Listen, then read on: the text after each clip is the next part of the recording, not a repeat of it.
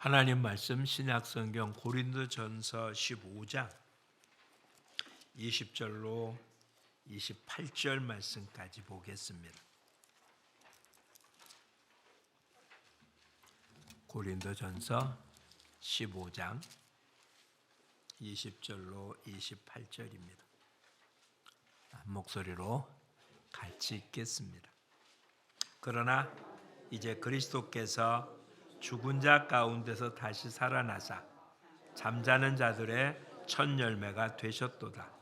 사망이 한 사람으로 말미암았으니 죽은 자의 부활도 한 사람으로 말미암는도다.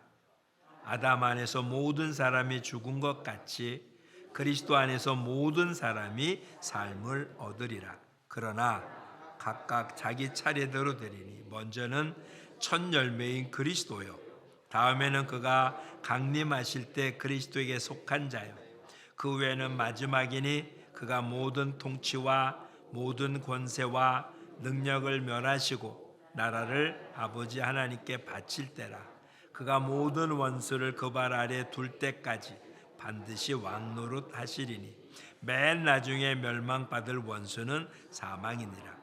만물을 그의 발 아래에 두셨다 하셨으니 만물을 아래에 둔다 말씀하실 때에 만물을 그의 아래에 두시니가 그 중에 들지 아니한 것이 분명하도다. 만물을 그에게 복종하게 하실 때에는 아들 자신도 그때 만물을 자기의 복종하게 하신 이에게 복종하게 되리니 이는 하나님이 만유의 주로서 만유 안에 계시려 하심이라. 아멘. 오늘은 부활 주일입니다. 근데 우리는 매 주일을 부활을 기념하는 날로 지키고 있는 겁니다. 안식일을 지키지 아니하고 주일을 지키는 이유가 부활하신 주님을 기념하며 우리는 매 주일 예배를 드려온 것입니다. 표현을 하든 표현하지 않든 주일 예배를 드린다는 자체가 부활의 주님을 찬양하고 경배하며 드려왔던 것인데, 절기상 오늘은 그 기념하던 부활주일 자체가 되어진 것이죠. 부활, 참으로 놀라운 일입니다. 주님이 부활하심으로 그가 첫 열매가 되어서 이 뒤에 오는 모든 그리스도 안에 있는 자들은 같이 부활한다는 사실을 우리한테 증명해 보여준 것입니다.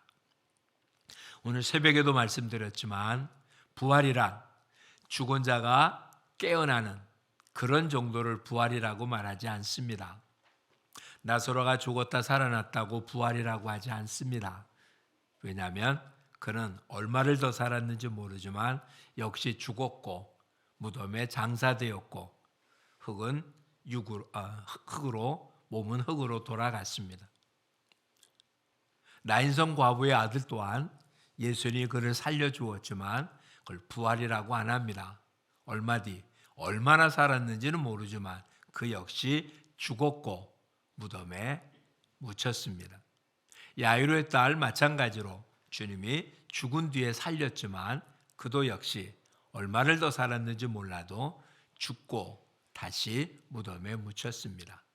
그래서 이 땅에 죽지 않은 자가 없었던 거죠. 물론 성경에 기록된 두 사람은 죽음 보지 않고 올라갔다고 하지만 그 외 모든 사람들은 다 죽을 수밖에 없었습니다.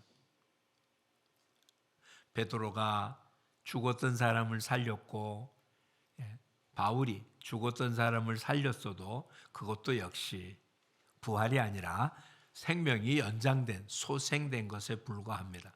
그런데 예수님은 다시는 죽지 않는 부활을 하신 것입니다.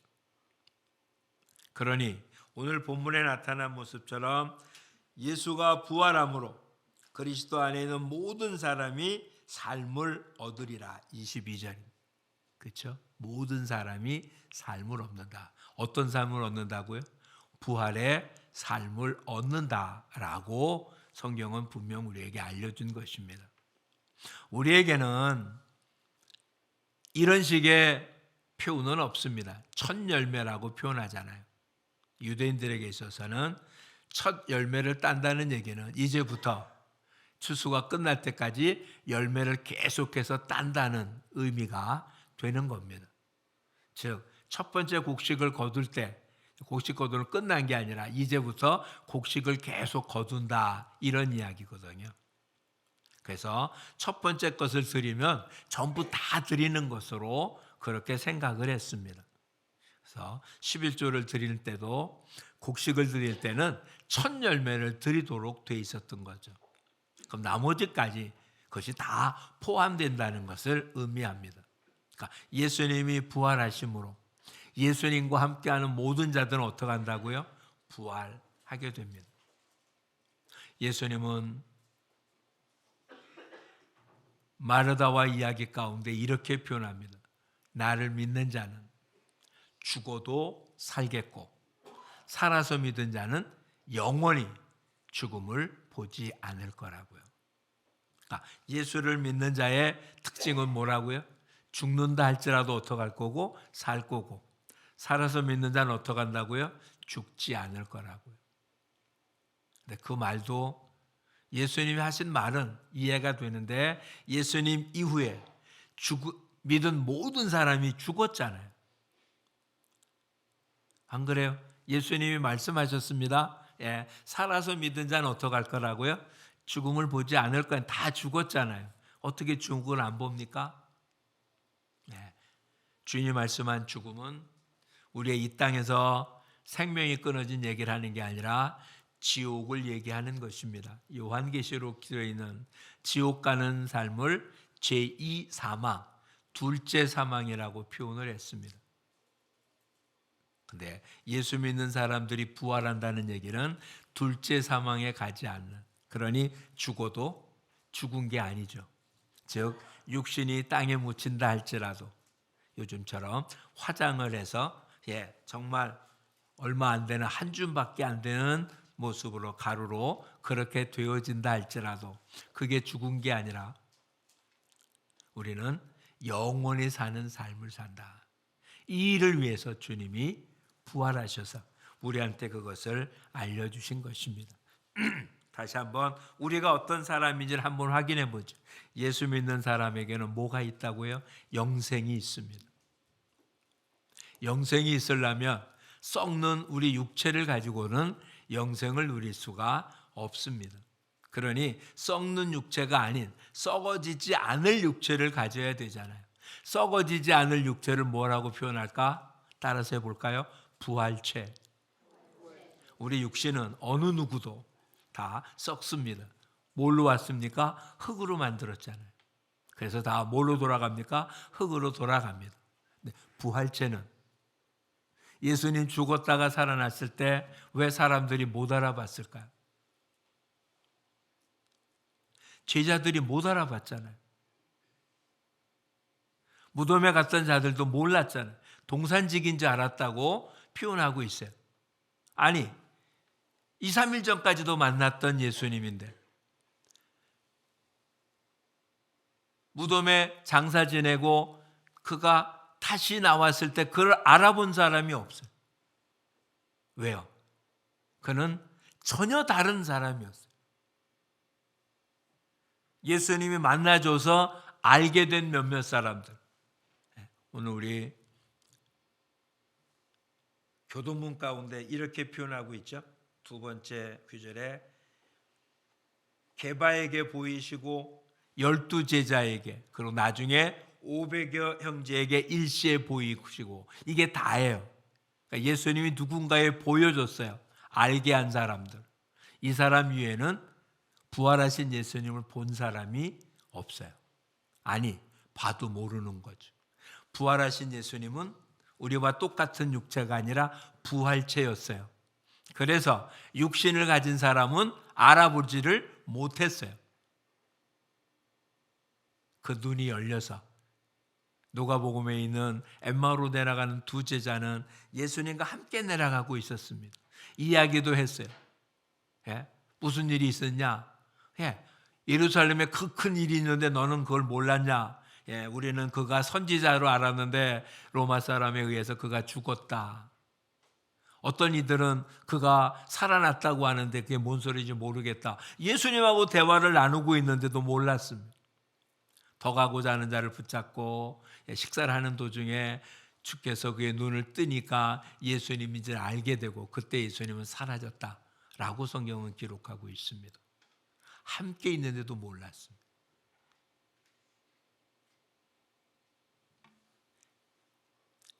왜 그럴까요? 부활을 믿는 사람에게만 부활체인 예수님이 눈에 보인 겁니다. 부활을 믿지 않는 사람들에게는 예수님 옆에 있어도 알아볼 수가 없었습니다. 여러분들은 부활의 예수님을 믿으십니까? 우리 눈에는 보이지 않아도 부활의 예수를 믿는 우리들에게는 부활의 예수님의 그 부활체의 생명을 우리에게 그대로 전해줄 것입니다.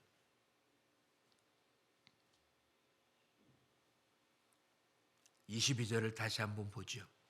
아담 안에 있는 모든 사람이 죽은 것 같이, 그렇죠? 아담의 후손은 한 번 죽는 건 정한 것입니다.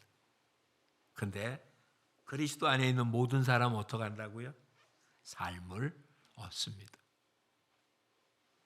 아담이 범죄했기에 아담에 속한 모든 사람은 죽을 수밖에 없지만 부활하신 예수님에 속해 있는 자는 이제 부활하신 예수님과 같은 영원한 생명을 가지고 있는 것입니다. 우리에게는 영원한 생명이 주어져 있는 거죠. 그런데 육신을 갖고 있는 나는 영원한 생명을 제대로 이해 못하잖아요. 육신을 갖고 있는 동안은 부활의 주님을 제대로 볼 수 없는 것처럼. 그래서 이 땅을 떠나야 되는데 그렇다고 그냥 죽겠어요? 그럴 수는 없잖아요. 그러니 예수님이 자신을 따르려 뭐라고 얘기합니까? 자기를 부인하고 자기 십자가를 지고 나를 쫓을지니라 라고 얘기합니다. 우리 자신을 내려놔야 돼요.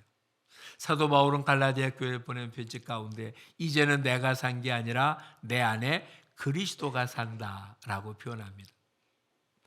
몸은 나지만 내 안에 나를 움직이고 지배하는 게 누구라고요? 그리스도라고요. 예수가 아니에요. 그리스도라고요. 구세주라고요. 부활하신 예수님이 내 안에서, 그러면 예수님의 생명을 가지고 이 땅을 사는 겁니다. 이 땅을 사는데 가장 강한 자가 누굴까요? 돈 많은 사람? 힘 있는 사람? 권력 있는 사람일까요? 아니요. 가장 강한 사람은 죽음을 두려워하지 않는 사람입니다. 가진 게 많은 사람일수록 뭘 두려워할까요? 죽음을 두려워합니다. 왜? 죽으면 가진 거 아무것도 못 누리잖아요. 그런데 죽음을 두려워하지 않는 사람은 무서울 게 없습니다. 여러분 어떠십니까? 그런데 우리는 어떤 사람이라고요? 죽음을 이긴 사람들이죠. 근데 뭐가 두렵습니까?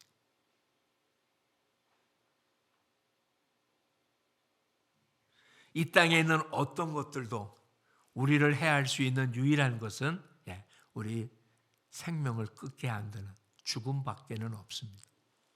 그런데 그 죽음이 하나님 우리에게 허락한 영생이라는 삶을 무너뜨릴 수는 없습니다.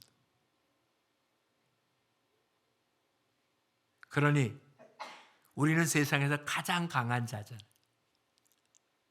그 어느 것도 하나님이 우리에게 주신 영원이라는 생명, 부활체의 모습을 없앨 방법은 없습니다.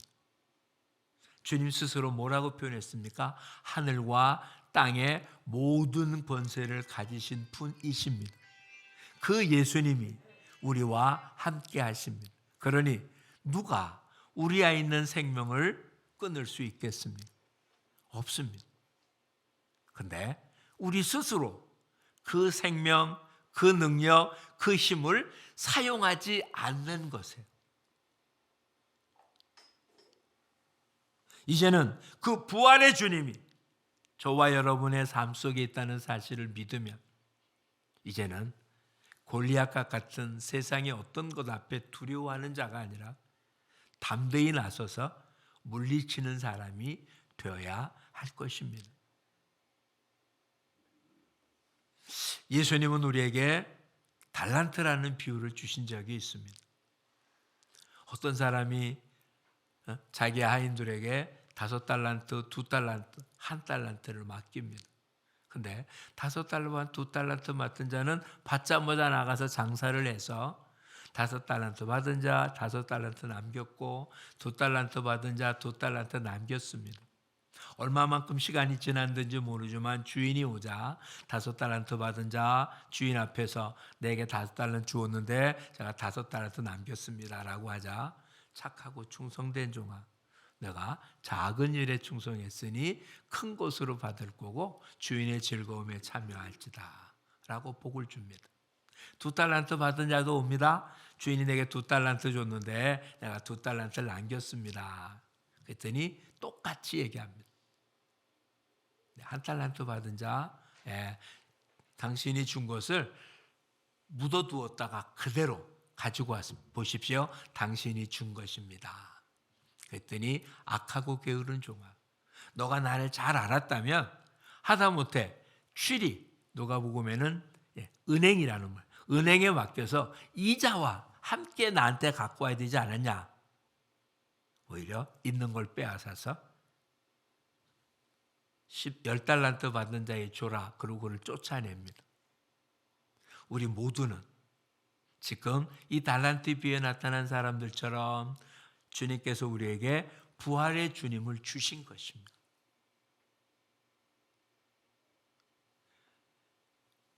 그런데 누구는 이 부활의 주님이신 것을 가지고 이 땅에 살면서 그의 주어진 역할을 감당한 사람이 있는가 하면, 주님이 주신 생명이 있는데 그 생명 어떻게 했다고요? 그냥 묻어두고 주인이 올 때까지 뭐 했겠습니까?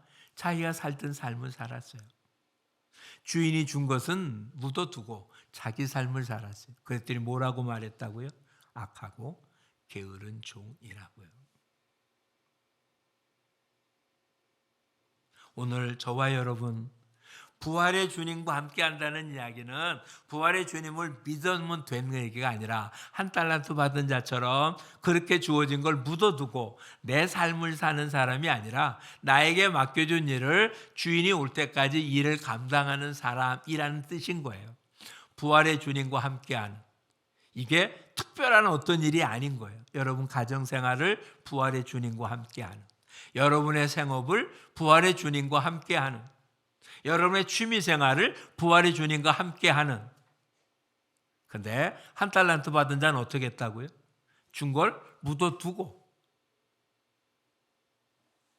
그건 가만 놔두고, 그건 건들면 안 되고, 그리고는 자기 것 가지고 가정생활하고, 자기한테 좋은 생업하고 취미생활하고. 어떻게 보면 두 사람이 산 것 모습은 똑같이 살지 않았어요? 가정생활하고 직장생활하고 취미생활하고. 이거 말고 다른 것 있어요? 우리 일상생활이 그런 모습 아니에요? 근데 그런 생활 속에 주님이 준 걸 묻어둔 자는 악하고 게으른 종이었고, 똑같은 삶 속에서 똑같은 일을 하면서도 주님이 맡겨준 일을 감당하는 자는 잘했다 칭찬을 듣는 거고, 이제는 부활의 주님과 함께 잘했다 칭찬 듣는 사람들이 되시기를 축복합니다. 어떤 특별한 일을 행하는 게 아니에요. 1달란트 받은 자가 묻어뒀어요. 주신 건 아무것도 안 하고 건들지 않고 그대로 갖고 와서 주님이 나한테 주신 것, 주신 믿음을 그대로 잃어버리고 망가지고 할까 봐 그대로 가지고 왔는데 악하고 게으른 종이었어요. 어떻게 보면 남기지 못할지도 모르겠어요. 손해볼지도 모르겠어요. 안 그래요? 나는 아무리 열심히 해도 세상이 그렇게 안 될 수 있잖아요. 우린 그런 걸 너무 많이 경험하지 않으셨습니까? 열심히 해놨는데 코로나 때문에 아무것도 못하는 사람들, 그 이전에도 조류독감이나 등등의 모습으로 행사가 취소됨으로 인하여 미리 준비됐던 모든 것들을 하나도 팔지 못하는, 이거 뭐 내가 수고하고 애쓴 것과는 아무런 상관없는 모습으로 정말 열심히 했는데 오히려 손해볼 수도 있잖아요. 문제는 남았냐가 문제가 아니고요, 주님이 맡겨준 것을 가지고 살았느냐고 묻는 거예요. 이제는 부활의 주님과 함께하는 삶이 되시기를 축복합니다. 부활의 주님과 함께하는 시간이 없는 그런 시간이 아닌 늘 함께하는 시간입니다. 요셉을 한번 생각해 보십시오. 정말 아버지 품에 있었던 사람입니다. 13살까지 그는 아버지의 사랑을 독차지했었습니다. 아버지의 심부름으로 형을 만나러 가자 시기 질투했던 형들은 그를 죽이려고 하다가 죽이는 대신 팔아버렸습니다. 그리고는 애굽의 종으로 팔려가죠. 너무 끔찍하지 않아요? 근데 그보다 더 끔찍한 건 하나님이 그에게 별, 해, 달, 별이 그에게 머리 조아리는 그런 꿈을 주었습니다. 근데 지금 상황은 그 꿈과는 정반대, 오히려 죽는 게 낫다고 생각할 만큼 아주 형편없는 상황이 되었습니다. 그런데 그런 상황에서도 하나님이 그와 함께하며 은혜를 주셨다고 합니다. 승승장구합니다. 그 집에 총리가 됩니다. 그 집에 집사가 된 거죠. 그런데 그 집 마누라가 그를 유혹함으로 모든 걸 다 잃어버리게 됩니다. 근데 그때 요셉 뭐라고요? 하나님 앞에서 이 큰 악을 저지를 수 없다고요. 요셉 옆에는 아무도 없습니다. 그를 지켜줬던 아버지도 없습니다. 비록 미워하긴 했지만 함께했던 형제도 없습니다. 타국에 와 있고 그를 돌볼 사람 하나도 없습니다. 그런데 요셉은 누구와 함께했습니까? 하나님과 함께했습니다. 어찌 보면 형들이 그를 팔 때도 하나님 함께했습니다. 못 느꼈을 뿐이죠. 우리도 마찬가지입니다. 우린 지금 누구 함께 한다고요? 부활의 주님이 함께 하십니다.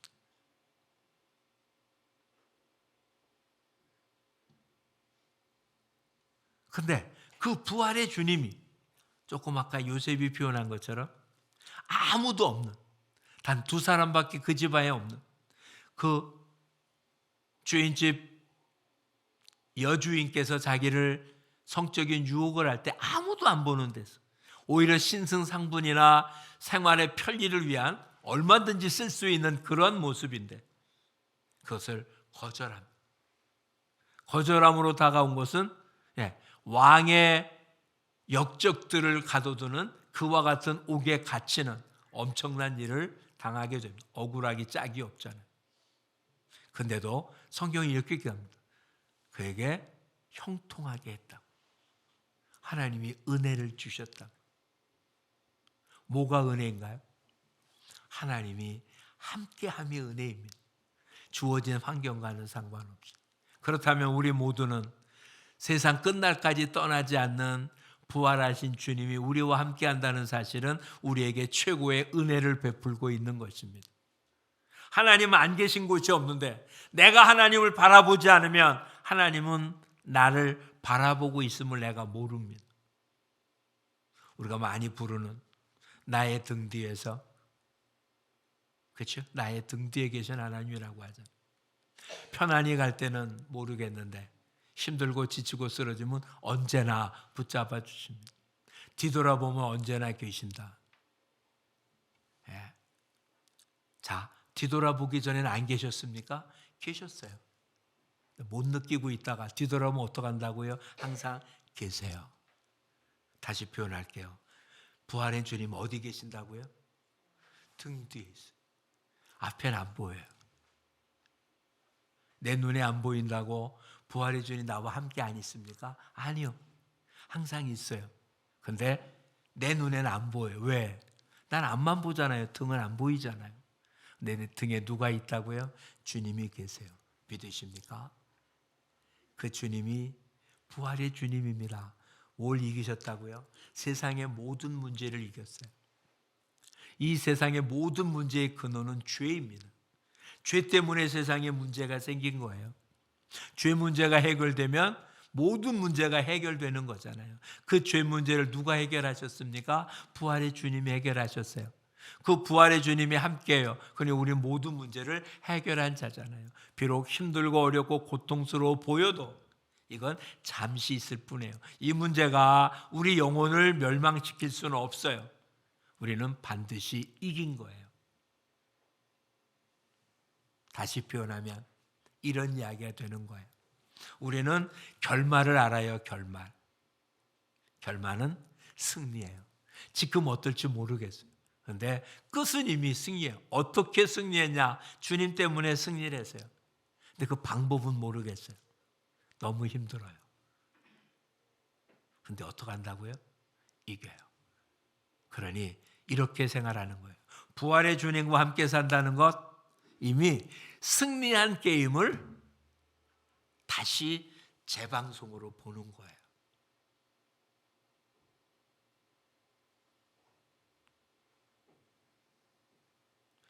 지금은 힘들고 지금 졌어요. 근데 이 게임을 어떻게 했다고요? 이겼어요. 나중에 역전으로 이긴 게임이라고요. 지금은 지고 있어요. 힘들어요. 근데 결과는 어떻다고요? 이겼어요. 그걸 보면 지금 힘든 것 때문에 포기할 이유가 없잖아요. 그렇죠? 부활의 주님과 함께하는 그런 이야기예요. 우리를 부활하신 주님이 있기에 지금의 문제 때문에 좌절하고 쓰러지고 악과 손잡고 또한 잘못된 것에 비비고 거짓으로 이기려고 애쓰는 게 아니라 이긴 주님을 바라보며 이긴 삶을 살아가는 거예요. 부활의 주님은 우리를 떠나지 않습니다. 그런데 우리가 부활의 주님이 아닌 지금 당장 내게 도움을 줄 그런 것을 요구합니다. 물질이 필요하다. 건강이 필요하다. 필요해요. 주님이 구하라고 합니다. 그런데 그보다 더 중요한 건 주님을 구하면 되는 거잖아요. 그렇죠? 주님을 구하면 주님이 가지고 있는 모든 것을 우리한테 주시는 거잖아요. 그런데 우리는 주님을 구하는 게 아니라 주님 주머니에 있는 걸 달라고 그래요. 주님이 너무 안타까워하십니다. 주님을 가지면 주님 것 전부 다가 내 것이 되는 거잖아요. 아버지의 자녀가 되면 아버지 것이 다 내 것이 되는 거예요. 왜? 상속자니까. 근데 우린 자꾸 아버지 것이 아닌 내 것을 만들려고 해서 문제가 생깁니다. 2024년 부활주일, 오늘 주님 말씀하신 대로 우리 그리스도 안에 있는 자는 삶을 얻었습니다. 이 삶은 더 이상 빼앗기지 않을 겁니다. 근데 우리 스스로 이 삶의 가치를 가볍게 여기면 우리는 엉터리로 살 것이고, 이제는 하나님이 내게 준 은사, 직분, 사명, 이것을 묻어두는 자가 아니라 그것을 잘 활용하는 사람들이 될 수 있기를 축복합니다. 옆에 사람과 한번 보시죠. 한번 살펴보세요. 옆에 사람을 보십시오. 한국 사람들은 감정을 얼굴에 표현을 잘 안 한대요. 그렇죠? 무뚝뚝합니다. 근데 얼굴이 그렇게 무뚝뚝하면 상판떼기래요. 여러분 얼굴이 상판떼기가 되면 안 되잖아요.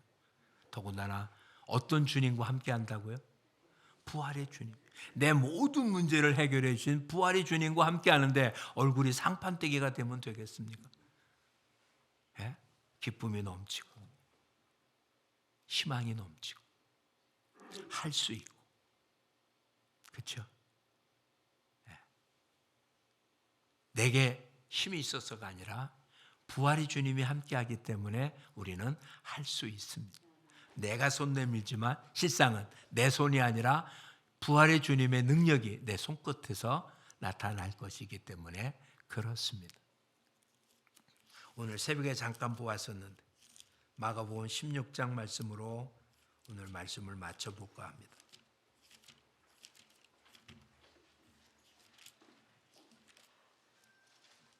잘 믿지 못하는 것을 너무 그렇게 어려워할 거 없어요. 예수님과 함께 했던 제자들도 못 믿었습니다. 자, 16장 15절 말씀부터 보려고 합니다. 아까 부활의 주님을 믿는 우리들에게는 뭔가 우리에게 사명을 주셨어요. 달란트를 주었잖아요. 묻어두면 안 되는데 그게 뭔지가 15절에 나옵니다. 같이 읽어보자. 또 이르시되 너희는 온 천하에 다니며 만민에게 복음을 전파하라. 그러니까 온 천하예요. 온 천하가 어디입니까? 그냥 내가 있는 곳이 온 천하예요. 가정에 있으면 가정이고요. 일터에 있으면 일터고요. 내가 취미생활하면 취미생활, 여행하면 여행. 내가 있는 곳이 온 천하예요. 내 주변의 사람들에게 뭐 하라고요? 복음을 전파하라고요. 그냥 전하면 돼요. 예수가 그리스도라고. 그리고 16절 읽어보죠. 믿고 세례를 받는 사람은 구원을 얻을 것이요 믿지 않는 사람은 정죄를 받. 우리는 전파만 하면 돼요. 전파하다 누가 믿으면 어떡한다고요? 구원을 얻어요. 믿지 않으면 구원을 못 받아요. 그러니까 구원을 받고 못 받는 건 믿느냐 믿지 않느냐예요. 근데 그보다 앞선 게 있잖아요. 누군가가 전해주지 않으면 믿고 안 믿고라는 개념이 없잖아요. 그래서 믿지 않아서 멸망당하고 심판받는 건 어쩔 도리가 없지만 전하지 않은 것에 대한 책임은 우리한테 지겠다고 주님 말씀하시거든요. 묻어두지 마세요. 묻어두지 마세요. 그렇게 일하면 어떤 일이 생긴다고요? 17절, 18절 말씀입니다. 믿는 자들에게는 이런 표적이 따르리니 곧 그들이 내 이름으로 귀신을 쫓아내며 새 방언을 말하며 뱀을 집어 올리며 무슨 독을 마실지라도 해를 받지 아니하며 병든 사람에게 손을 얹은즉 나으니라 하시더라. 믿으면 이런 표적이 따를 거래요. 왜? 우리 안에 누가 있으니까? 부활의 주님이 계시니까. 부활의 주님이 죽은 자를 살리고 생명을 주고 고치고 이 모든 건 내가 아니라 믿는 자에게는, 믿는 자 안에 있는 예수님이 이런 일을 합니다. 조금도 의심하지 않으면 어떡할 거라고요? 그대로 되리라. 안 되는 이유는 뭐 때문이라고요? 믿지 않기 때문이래요. 믿음이 적기 때문이래요. 그래 오늘 이것 하나만 분명히 합시다. 저와 여러분 안에 누가 있다고요? 부활의 주님이 계십니다. 그리고 우리에게는 어떤 사명을 주었다고요? 온 천하에 다니며 만민에게 복음을 전하라. 이건 묻어두면 안 돼요. 그렇죠? 사용만 하시면 돼요. 5달란트 받은 사람이라면 많이 받은 사람 많이 일하면 되고요. 적게 받았다고 하면 적게 일하면 돼요. 근데 안 하면 안 돼요. 묻어두면 안 돼요. 근데 그렇게 일을 하면 뭐라고요? 믿는 자에게는 주님이 표적을 보여주겠대요. 어떤 표적이 될지는 해본 사람만 알 수 있어요. 해본 사람만. 그래서 초대교회 교인들 또한 믿음의 공동체는 만날 때마다 간증이 있었어요. 왜? 믿음의 삶을 살았더니 이런 일이 내게 있었다라는 간증이 있었어요. 근데 우리는 어떻습니까? 간증이 없었잖아요. 간증이 없었다는 얘기는 무슨 얘기입니까? 주님 우리를 통해서 일 안 했다? 이게 아니라 내가 주님의 말씀 따라 행동하지 않았다는 이야기잖아요. 이제 우리 모두도 만날 때마다 간증이 있는 삶, 부활의 주님과 함께하는 삶이 있는 우리 모두가 되기를 축복합니다. 말도 안 되는 이야기라고 하잖아요. 그렇죠? 이런 표적이 나타나는 게 말도 안 된다고요. 예. 이런 코미디언, 개그맨의 이야기를 해봐야 되겠어요. 해보지 않았으면 말하지 마십시오. 믿음의 행위를 해보지 않았으면 이런 표적이 나타나지 않는다라고 말하지 마십시오. 주님은 지금 살아계십니다. 왜? 부활하셨으니까. 그렇죠? 부활하셨으니까 영원히 살고 계십니다. 그 주님은 죽은 권세를 이기셨습니다. 능치 못함이 없으십니다. 그 주님이 함께하는데 안 될 일이 뭐가 있겠습니까? 믿지 못하기에 기적이 안 나타날 뿐입니다. 저와 여러분, 기적을 나타내서가 아닙니다. 나한테 주어진 사명을 감당하지 않으면 악하고 게으른 종이라고 책만 받기 때문입니다. 그러니 이제는 큰일 하려고 할 필요 없습니다. 복음을 전파하는 삶을 통해서 주님의 능력을 경험하는 우리 모두가 되어서 남 삶 속에 부활의 주님이 나와 함께함을 날마다 경험하는 우리 모두가 되시기를 축복합니다. 기도하겠습니다. 참 좋으신 아버지 고맙습니다. 영원한 죽음, 지옥에 갈 수밖에 없는 우리들을 사랑하셔서 우리 대신 십자가를 지시고 죄값을 지불한 뒤 부활하셔서 영원한 생명을 가지며 그를 따르는 믿는 모든 자에게 똑같은 부활의 생명을 주신 주님, 비록 육신을 갖고 있기에 부활의 생명이 아직 누려지지 못하지만 우리도 영원한 삶을 살 것을 믿기에 부활의 주님과 함께한 우리들, 이제는 주님이 맡겨준 달란트를 묻어두는 자가 아니라 온 천하 주변에 만나는 사람에게 복음을 전함으로 하나님의 권능을 드러내는 부활의 증인된 삶을 산 우리 모두가 되며, 그래서 날마다 삶 속에 표적이 나타나고 만날 때마다 간증거리가 늘어나는 우리 모두가 되어지며 주님께서는 기쁨을 누리고 사는 세상이 감당할 수 없는 믿음의 용사들 되게 도와 주시옵소서. 시편 기자들이 노래 불렀듯이 하나님이 내 편인데 내가 누구를 두려워하리요. 주님, 부활의 주님이 함께하는데 우리 육체적 목숨이 뭐가 두렵겠습니까? 죽어도 사는 이 놀라운 영원한 생명을 소유한 우리들, 하나님께 영광을 돌리는 하루하루의 삶이 되어서 가정생활, 직장생활, 취미생활, 우리의 24시간 365일의 삶이 부활의 주님과 함께하는 삶이 되게 하여 주옵소서. 예수님 이름으로 기도합니다. 아멘.